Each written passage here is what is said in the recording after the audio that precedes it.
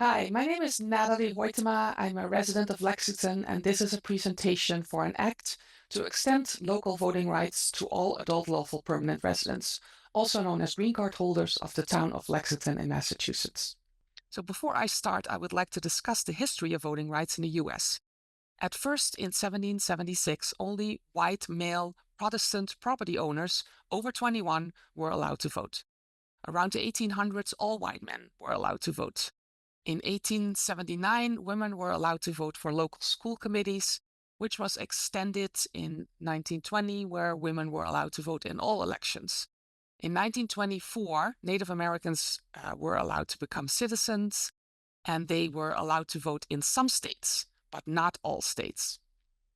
So if we look at the history of allowing green card holders to vote, such as for the school committee in San Francisco since 2016, in Washington, D.C., in local elections, and in several towns in Maryland, so the earliest even from 1976. So this shows us that voting rights for citizens and green card holders have varied over history, and even over states and even towns. So Lexington attracts newcomers for its closeness to Boston, the small town feel, the public school system, and lawful residents come to Lexington as a very diverse group, working in all kinds of fields. They own houses, they pay taxes, they have kids in the public school system, they volunteer, and they employ. This table shows that Lexington is a very diverse town, with 33.7% of its residents being foreign-born, compared to 14.3% in the US in general.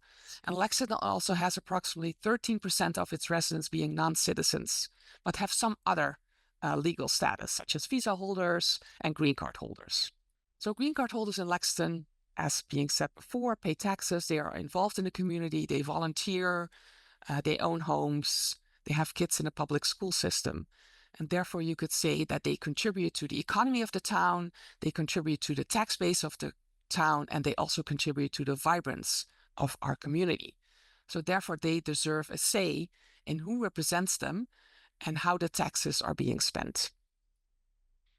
So being said, a little over 10% of the residents that are of voting age and are not US citizens, so not dual citizens either, are not registered to vote. So among these are the green card holders.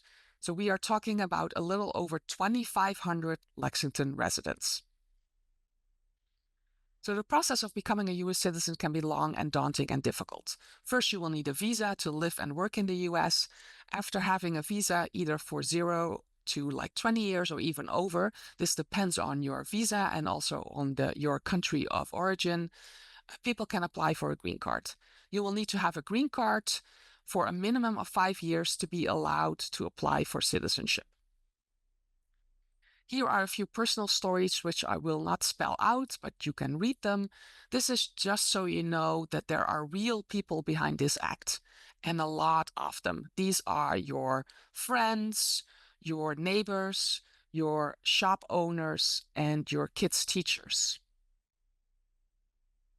There are several benefits for Lexington to extend local voting rights, such as showing Massachusetts that Lexington is the birthplace of the Revolution by upholding no taxation without representation. It will increase the turnout for local elections. It will foster cohesion and enrich our local democracy. A question I often get is, why don't they just become US citizens? Well, there are many reasons people are not able to naturalize. These can be costs, legal barriers, bureaucracy, and also loss of foreign citizenship. There are many countries that don't allow dual citizenship, such as China, India, Germany, Norway, the Netherlands. Another question I get, well, won't it be too expensive for Lexington to make this change? Well, the estimated cost of allowing green card holders to vote is a little over $3,000. I think that's a negligible amount compared to the town's overall budget and upcoming expenditures. So several towns of Massachusetts have already supported local voting for green card holders or non-US citizens, but in this case, it's only for green card holders.